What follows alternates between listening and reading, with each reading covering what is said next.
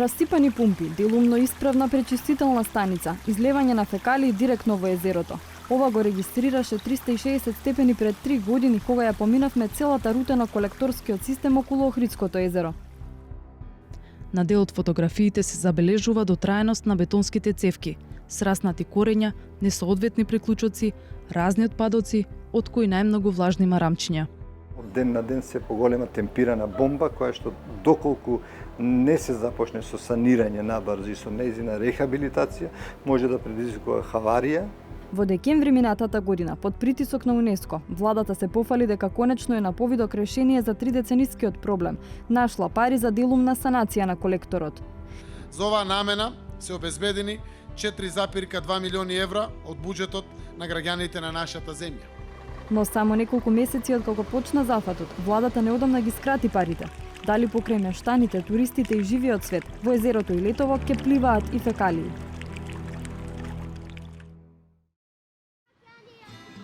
Направен да обслужува до 120.000 граѓани од Пештани до Калишта, колекторскиот систем во Охрид и Струга е своевидна артерија околу езерото. Но со запушености до 100% во некои делови од цевководите, системот кој треба да го штити често предизвикува излевање на фекалии во езерото.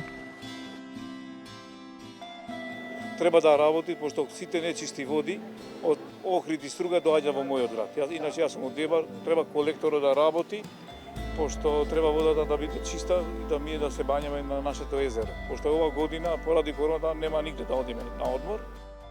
За да се реши проблемот, владата прво ги спои и ги зеде под своје локалните јавни предпријатија задолжени за колекторот кои тонеа во долгови. На почетокот на годинава почна и првите зафати за санација на колекторскиот систем со отпушување и чистење на цевководите. Проектот се води според студија на јапонска компанија платена од јапонската влада, која со роботи го сними целиот колектор. Чистењето, како што беше најавено, ќе се прави со современа технологија, со цевковод без ископ на постојната мрежа. Од 39 километри, колку што е целиот колектор. Сега со првичниот план се предвидени само 3 километри и тоа на 3 локации. Едно од местата каде се применува оваа техника е во близина на хотелот Парк. Таму веќе е поставена цевка во должина од 1,4 километри, а се работи и на шахтите кај Лагадин, кај хотелот Гранит, како и на потегот од Далјан до Подмолје.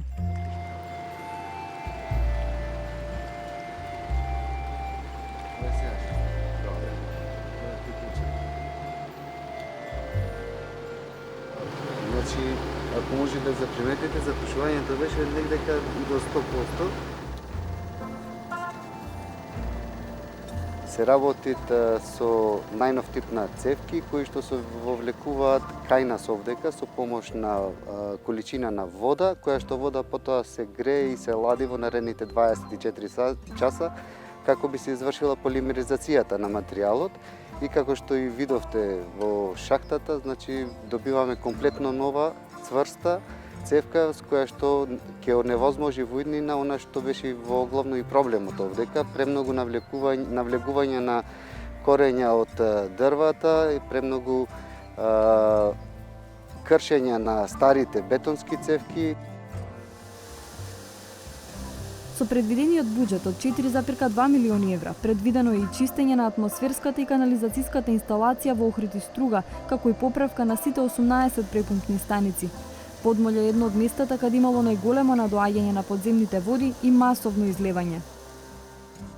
И од тука со препумпување на фекалните води, нема да имаме проблем на препумпување на водиве директно во езеро, туку ќе одат со препумпување ќе одат во препумпна станица Сатеска, од препумпна станица Сатеска препумпна станица Струга 3, од тука се носи во пречистителна станица Враништа, каде што се врши самото пречистување на фекалните води. Главната пречистителна станица во Враништа е поставена покрај течението на реката Црн Дрим, каде и се испуштаат водите. Мацевски објаснува дека процесот на прочистување не е едноставен.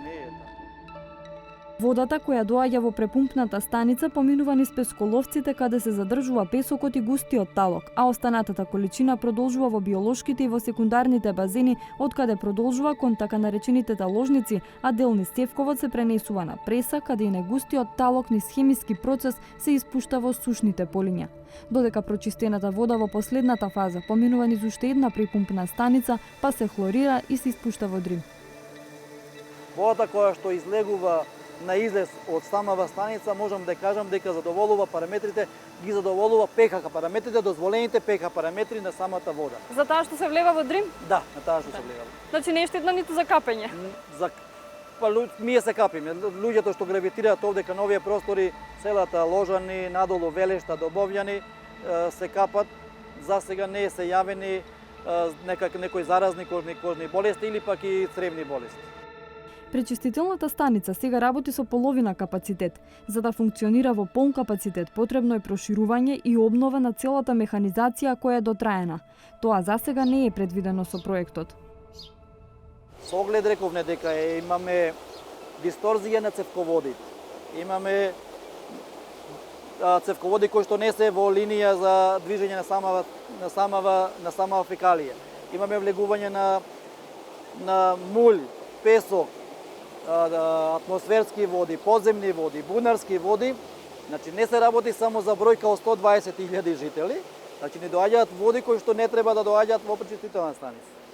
Кога би се направиле, од друга страна, кога би се направи целокупно санација на цевководов, како што го правеше јапонската влада, што го правеше студијата, тогаш дека овдека ќе имаме многу помалку од ова вода што доаѓа овдека во моментов, ќе имаме сигурно можеби 50% помалку.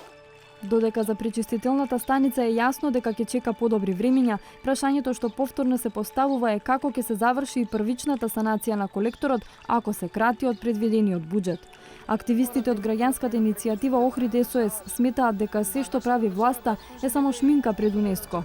Без целосна санација, велат тие, не може да се говори за вистинска грижа ниту за животната средина, ниту за здравјето на граѓаните. Се работи додека има потреба за слика некаква во јавноста, како што беше случајот со доаѓањето на реактивната мисија, кога излегоа жолти комбиња да ги санираат наводно деловите околу езерото. Сметаме дека е многу штетно средствата кои се првично беа наменети за колекторскиот систем да се пренаменат за што било друго, бидејќи тоа е едно од многу важните прашања за регионот, бидејќи доколку не се реши тоа, навистина има огромен притисок врз езерото и тоа значи потенцијално влошување се по-прогресивно на неговата состојба.